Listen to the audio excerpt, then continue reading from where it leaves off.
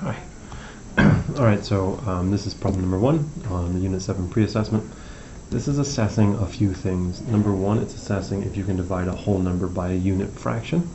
Number 2, it's assessing can you do a word problem. And so the points available on this one, if we zoom in here to my scoring guide, you get 3 points. Okay, you have 1 here for work. That could lead to the correct answer. You get 1 point for the correct answer, and you get 1 point for an equation that accurately represents the situation. So you have to do all 3 things, okay, to earn all 3 points. So let's go back to the problem. If it takes 1/5 of a can of paint to cover 1 wall, how many walls can you paint with 2 cans of paint? Okay, so this is asking me to paint some walls. It tells me how much 1 wall is, and it's telling me how much paint I have.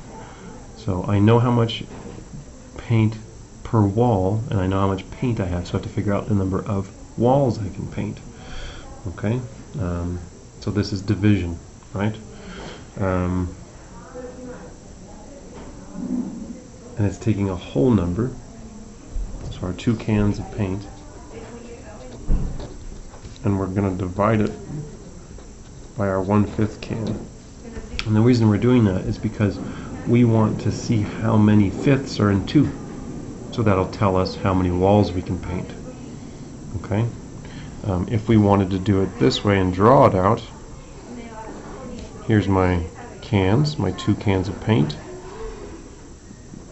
1, 2, 3, 4. I've split them both into fifths.